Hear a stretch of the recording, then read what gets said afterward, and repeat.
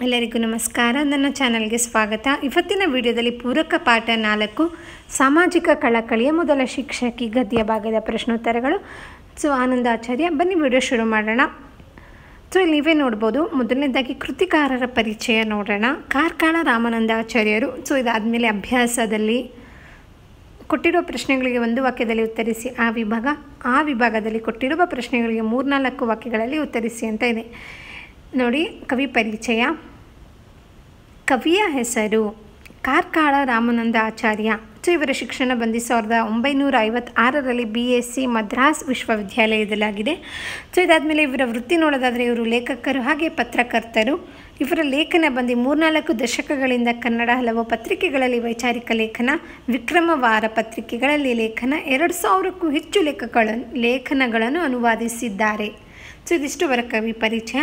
ಇದಾದ ಮೇಲೆ ಅಭ್ಯಾಸದಲ್ಲಿ ನೋಡೋದಾದರೆ ಆ ವಿಭಾಗ ಕೊಟ್ಟಿರುವ ಪ್ರಶ್ನೆಗಳಿಗೆ ಒಂದು ವಾಕ್ಯಗಳಲ್ಲಿ ಉತ್ತರಿಸಿ. ಪುಸ್ತಕದ ಹಾಳೆಗಳನ್ನು ತಿರುವು ಹಾಕುತ್ತಿದ್ದ ಸಾವಿತ್ರಿಬಾಯಿಗೆ ತಂದೆ ಏನು ಹೇಳಿದರು? ಪುಸ್ತಕದ ಹಾಳೆಗಳನ್ನು ತಿರುವಿ ಹಾಕುತ್ತಿದ್ದ ಸಾವಿತ್ರಿಬಾಯಿಗೆ ತಂದೆ, ಶಿಕ್ಷಣದ ಆಕಾರವು ಕೇವಲ ಉಚ್ಚ ಜಾತಿಯ ಪುರುಷರಿಗಷ್ಟೇ ಇದೆ. ದಲಿತರು ಮತ್ತು ಮಹಿಳೆಯರು ಶಿಕ್ಷಣ ಪಡೆಯುವುದು ಪಾಪವಾಗಿದೆ ಎಂದರು. ಸಾವಿತ್ರಿಯ ಪ್ರಥಮ ಶಿಕ್ಷಣ ಎಲ್ಲಿ ನಡೆಯಿತು? ಸಾವಿತ್ರಿಯ ಪ್ರಥಮ ಶಿಕ್ಷಣ ಮಾವಿನ ಮರದ ಕೆಳಗೆ ನಡೆಯಿತು. 3ನೇ ಪ್ರಶ್ನೆ. ಜ್ಯೋತಿಬಾ ಸಾವಿತ್ರಿಗೆ ಏನೇನು ವಿಷಯಗಳನ್ನು ಕಲಿಸಿದರು? ಉತ್ತರ. ಜ್ಯೋತಿಬಾ ಸಾವಿತ್ರಿಗೆ ಜಾನಪದ ಪ್ರಸಂಗಗಳನ್ನು ಹೇಳಿ ಭಾಷೆ, ಗಣಿತ ಮತ್ತು ಸಾಮಾನ್ಯ ಜ್ಞಾನದ ಪಾಠದ ವಿಷಯಗಳನ್ನು ಕಲಿಸಿದರು. 4ನೇ ಪ್ರಶ್ನೆ.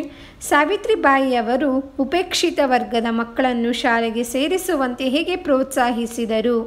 ಸಾವಿತ್ರಿಬಾಯಿಯವರು ಉಪೇಕ್ಷಿತ ವರ್ಗದ ವಸತಿ ಕ್ಷೇತ್ರಗಳಿಗೆ ಭೇಟಿ ನೀಡಿ ತಮ್ಮ ಮಕ್ಕಳನ್ನು ಶಾಲೆಗೆ ಸೇರಿಸುವಂತೆ ಭಾಷಣಗಳ ಮೂಲಕ ಪ್ರೇರೇಪಿಸಿ ಪ್ರೋತ್ಸಾಹಿಸಿದರು. ಇದಿಷ್ಟು 4ನೇ ಪ್ರಶ್ನೆ ಉತ್ತರ.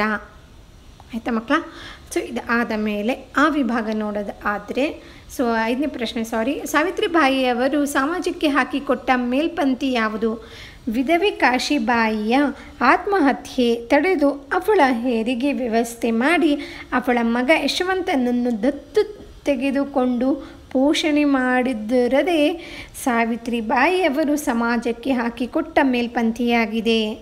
ಇದಿಷ್ಟು ಆ ವಿಭಾಗ ನೋಡಿದರೆ ಕೊಟ್ಟಿರುವ ಪ್ರಶ್ನೆಗಳಿಗೆ 3-4 ವಾಕ್ಯಗಳಲ್ಲಿ ಉತ್ತರಿಸಿ ಅಂತ ಇದೆ. ಮೊದಲನೇ ಪ್ರಶ್ನೆ. ಸಾವಿತ್ರಿಬಾಯಿಯ ಸಮಾಜದಲ್ಲಿ ಹೆಣ್ಣು ಮಕ್ಕಳ ಪರಿಸ್ಥಿತಿ ಹೇಗಿತ್ತು? ಸಾವಿತ್ರಿಬಾಯಿಯ ಸಮಾಜದಲ್ಲಿ ಮಹಿಳೆಯರು ಶಿಕ್ಷಣ ಪಡೆಯುವುದು ಪಾಪ ಎಂದು ತಿಳಿದಿದ್ದರು. ಎಲ್ಲೆಡೆ ಅನಕ್ಷರತೆ, ಸತಿ ಪದ್ಧತಿ, ಬಾಲ್ಯ ವಿವಾಹ, ವಿಧವೆಯರ ದುರವಸ್ಥೆ ಹೀಗೆ ಅನೇಕ ವ್ಯವಸ್ಥೆಗಳು ಮಹಿಳೆಯರನ್ನು ಶೋಷಿಸುತ್ತಿದ್ದವು. 2ನೇ ಪ್ರಶ್ನೆ. ಸಮಾಜದ ಹಠವಾದಿಗಳು ಸಾವಿತ್ರಿಬಾಯಿಯನ್ನು ಹೇಗೆ ವಿರೋಧಿಸಿದರು? ಉತ್ತರ. ಸಮಾಜದ ಹಠವಾದಿಗಳು ಸಾವಿತ್ರಿಬಾಯಿಯನ್ನು ವ್ಯಂಗ್ಯ ಚುಚ್ಚು ಮಾತುಗಳಿಂದ ಆಡುತ್ತಾ ಅವಳ ಕಡೆ ಕಲ್ಲು ಸಗಣಿ ಎಸೆದರು. ವಿರೋಧಿಗಳು ಜ್ಯೋತಿಬಾ ಅವರ ತಂದೆಯವರ ಕಿವಿಯೂದಿ ತಂದೆಯವರೇ ಜ್ಯೋತಿಬಾ ಮತ್ತು ಸಾವಿತ್ರಿಬಾಯಿಯನ್ನು ಮನೆಯಿಂದ ಹೊರಹಾಕುವಂತೆ ಮಾಡಿದರು. ಇದಿಷ್ಟು. ಇದಾದ ಮೇಲೆ 3ನೇ ಪ್ರಶ್ನೆ. ಸಮಾಜದ ಕೆಳವರ್ಗಗಳ ಮಕ್ಕಳನ್ನು ಶಾಲೆಗೆ ಸೇರಿಸಲು ಸಾವಿತ್ರಿಬಾಯಿಯವರು ಹೇಗೆ ಶ್ರಮಿಸಿದರು? ಉತ್ತರ.